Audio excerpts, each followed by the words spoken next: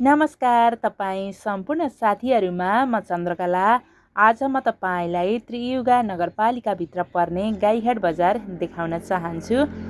यो चाहिँ त्रियुगा बस पार्कबाट बजार प्रवेश गर्ने बाटो हो। त्रियुगा नगरपालिका एकदमै सुन्दर छ। अहिले चाहिँ फागुनको महिना भएर अलिकति चाहिँ रुखका पातहरू झर्ने मौसम हो यो चाहिँ, र अलिकति उराठलाग्दो देखिन्छ। यस्तै हो, मौसम यस्तै छ। अगाडि चाहिँ तपाईँले देख्न सक्नुहुन्छ गाईको शालिग। सिधै गयो भने खोटाङ दिक्तेल, अनि पूर्वतिर लागियो भने झापा काँकरभिट्टा पुगिन्छ।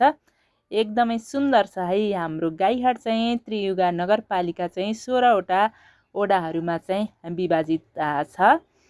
र धेरै साथीहरू विदेशमा हुनुहुन्छ र हाम्रो गाईघाट बजार चाहिँ कस्तो भयो भन्दै हुनुहुन्थ्यो। त्यसैले मैले चाहिँ यो भिडियो बनाएर तपाईँ सम्पूर्ण साथीहरूलाई चाहिँ देखाउन गइरहेकी छु। भिडियो हेर्नुहोला, अनि भिडियोलाई सेयर पनि गर्नुहोला, पेजलाई फलो पनि गर्नुहोला।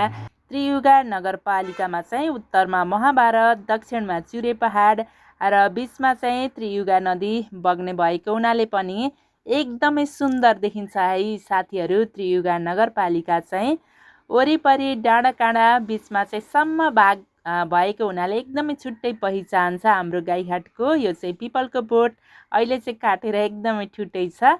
अनि यतातिर चाहिँ हाम्रो पुरानो बस पार्क जाने बाटो हो। र अहिले चाहिँ बस पार्क त्रियुगा नदीको किनारमा सारिएको छ। यो चाहिँ पहिलाको बस पार्क हो। यहाँ पहिला बस पार्क थियो।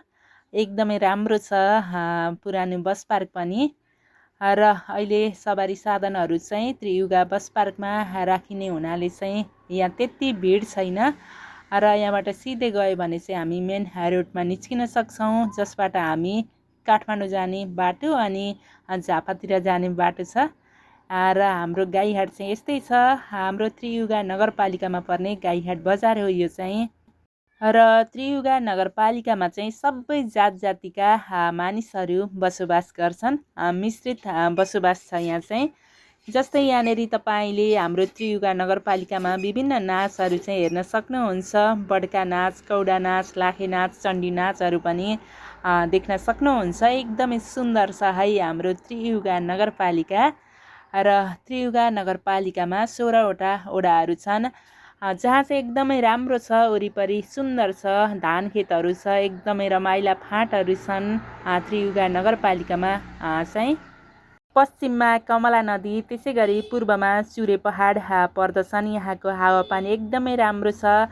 वरिपरि चाहिँ हरियाली फाँटहरू भएको हुनाले एकदमै सुन्दर देखिन्छ हाम्रो गाईघाट।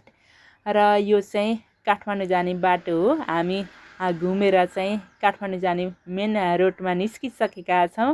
गोल्डन गुगल बसबाट चाहिँ हामीले यो भिडियो बनाएको। एकदमै सुन्दर छ है हाम्रो गाईघाट चाहिँ।